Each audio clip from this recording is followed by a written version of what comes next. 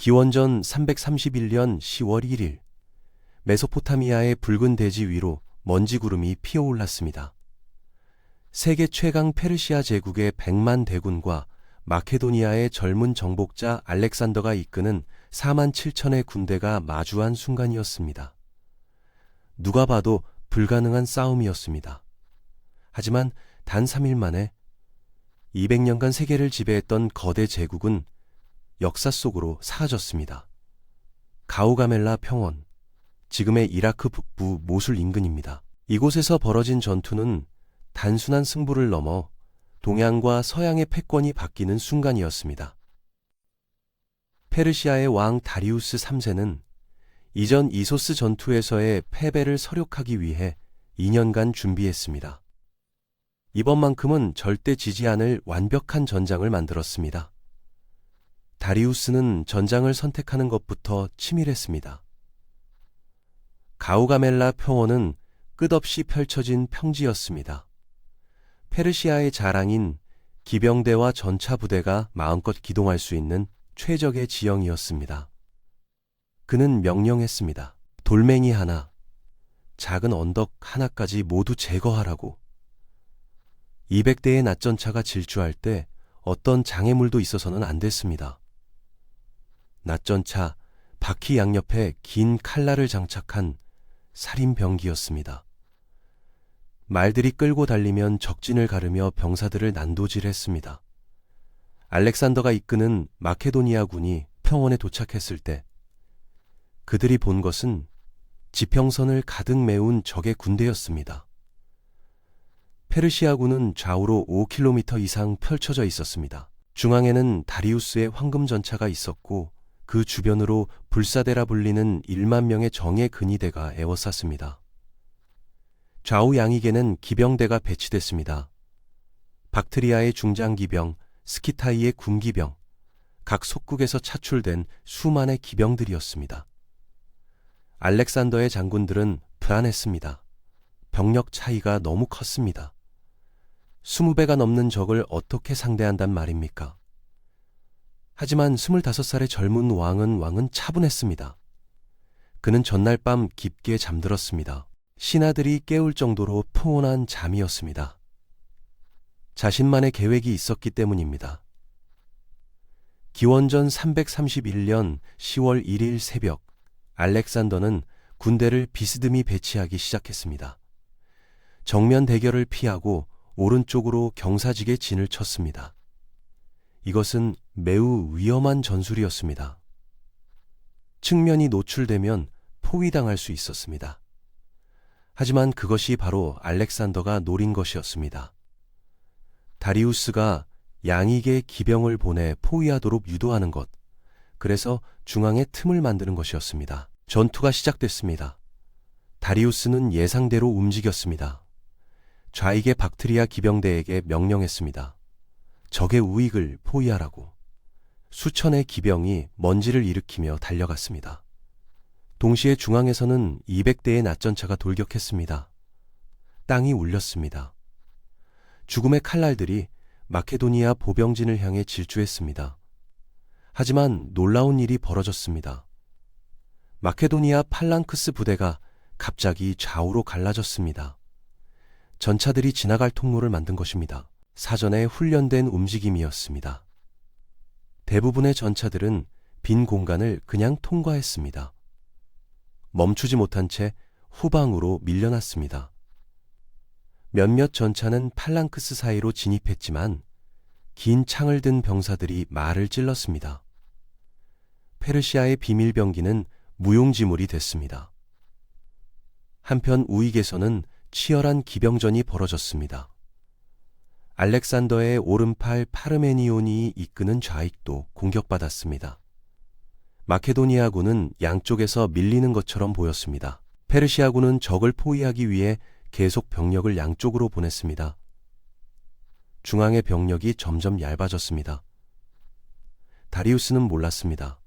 이것이 함정이라는 것을. 바로 그 순간이었습니다. 알렉산더가 움직였습니다. 그는 친히 기병대 컴패니언 카발리를 이끌고 쐐기 대역을 만들었습니다. 날카로운 화살촉처럼 생긴 대형이었습니다. 목표는 단 하나, 페르시아군 중앙에 생긴 틈새였습니다. 다리우스의 황금 전차가 있는 바로 그곳이었습니다. 천둥 같은 말발굽 소리와 함께 알렉산더가 돌격했습니다. 그는 항상 선봉에 섰습니다. 왕이 먼저 죽음을 향해 달렸습니다. 컴패니언 기병들이 쐐기를 이루며 뒤를 따랐습니다. 페르시아 중앙군은 갑작스러운 공격에 혼란에 빠졌습니다. 알렉산더의 기병대는 마치 뜨거운 칼이 버터를 가르듯 적진을 뚫고 들어갔습니다. 다리우스가 알렉산더를 보았습니다. 흰 깃털로 장식된 투구를 쓴 젊은 왕이 곧장 자신을 향해 돌진하고 있었습니다. 주변의 호위병들이 쓰러졌습니다. 알렉산더의 창이 다리우스가 탄 전차의 마부를 꿰뚫었습니다. 거리가 점점 좁혀졌습니다. 2년 전 이소스에서의 악몽이 되살아났습니다. 다리우스는 공포에 휩싸였습니다. 주변의 신하들이 외쳤습니다. 폐하 피하셔야 합니다. 제국은 폐하가 살아계셔야 합니다.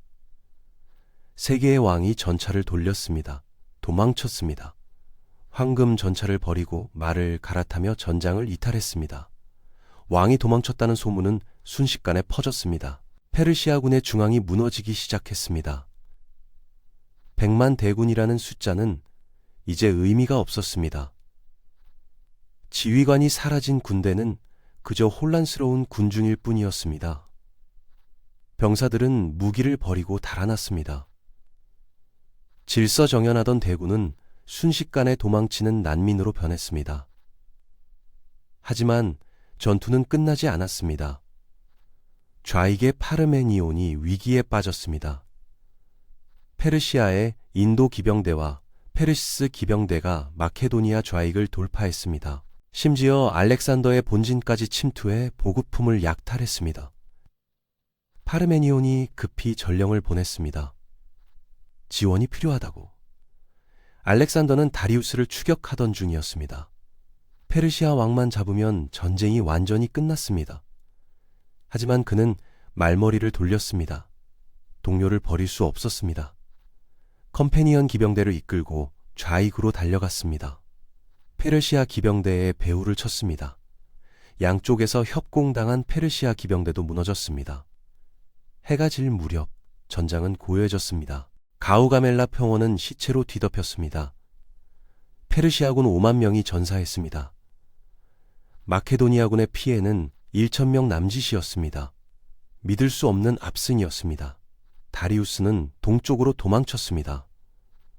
바빌론으로 수사로, 페르세폴리스로 가는 길은 이제 열렸습니다. 알렉산더는 3일 후 바빌론에 입성했습니다. 세계에서 가장 화려한 도시였습니다. 바빌론의 사제들과 귀족들이 나와 그를 맞이했습니다. 페르시아의 왕이 아닌 새로운 왕을 맞이했습니다. 불과 3일 만에 200년 제국이 무너진 이유는 무엇이었을까요? 첫째는 지도력의 차이였습니다. 알렉산더는 언제나 선봉에 섰습니다. 병사들과 생사를 함께했습니다. 반면 다리우스는 2번의 결정적 전투에서 모두 도망쳤습니다. 왕이 도망치는 군대는 싸울 이유를 잃습니다.